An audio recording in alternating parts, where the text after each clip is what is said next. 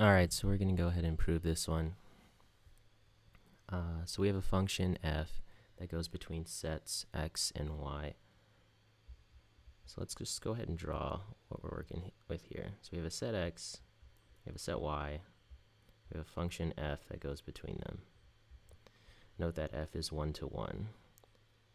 They also tell us here that we have subsets a and b of x.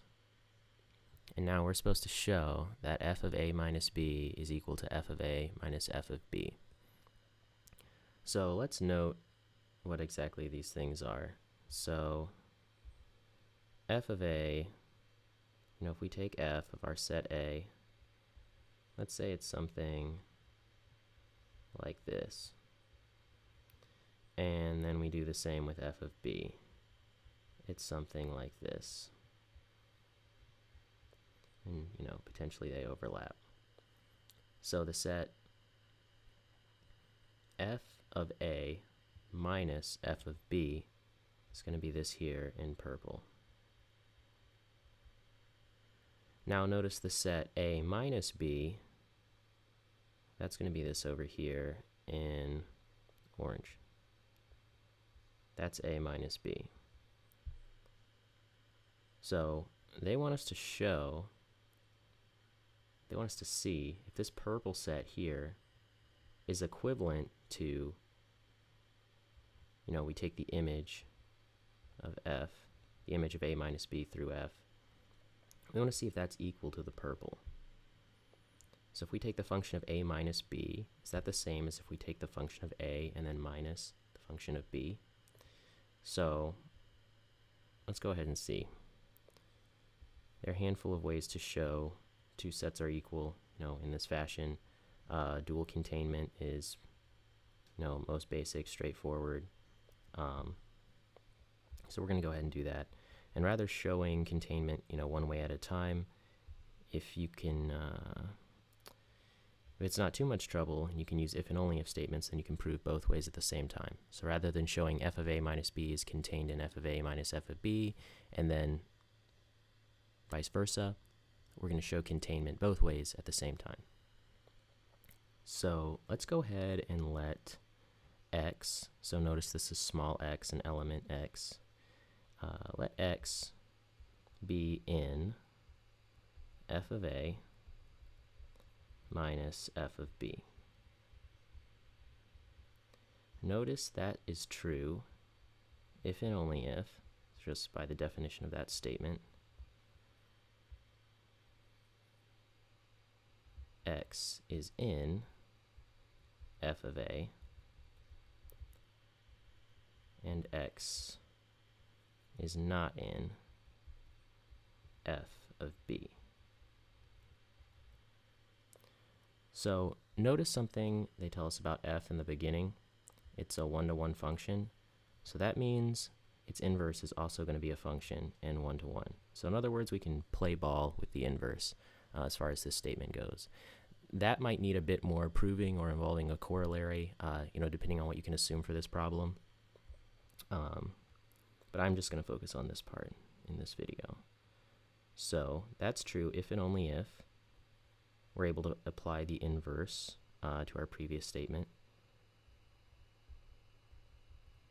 So the inverse of x is going to be contained in the inverse image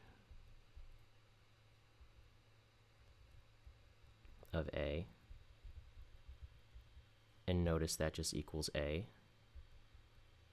again, since f is 1 to 1. And similarly, the inverse of x is not going to be in the inverse image of the image of b. And again, guess what? That's just b.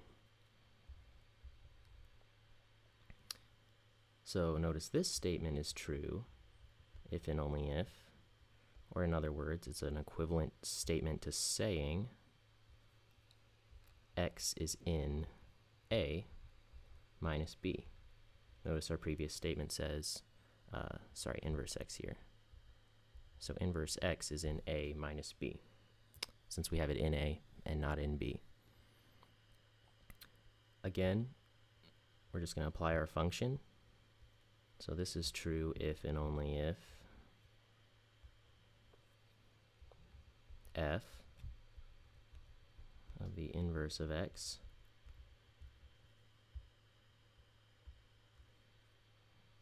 is in, again, the image under f of A minus B. And notice here that f of the inverse of inverse f of x, this whole thing is just equal to x. So this statement here is true if and only if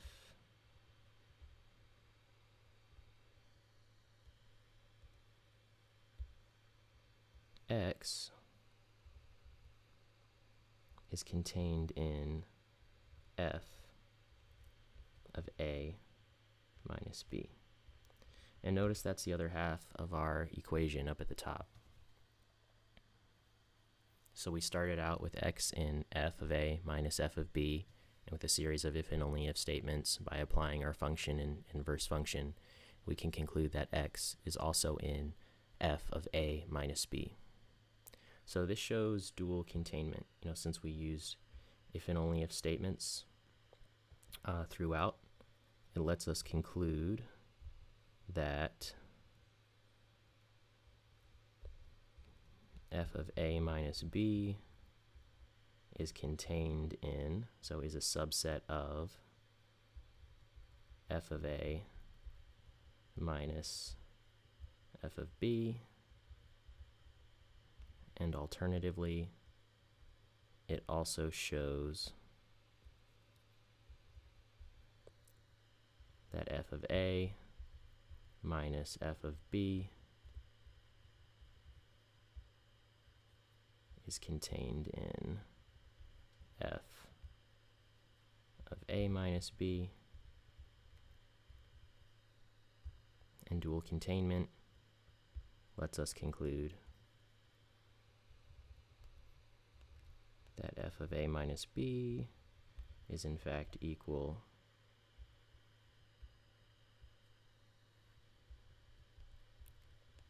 to the set f of A minus f of B. All right.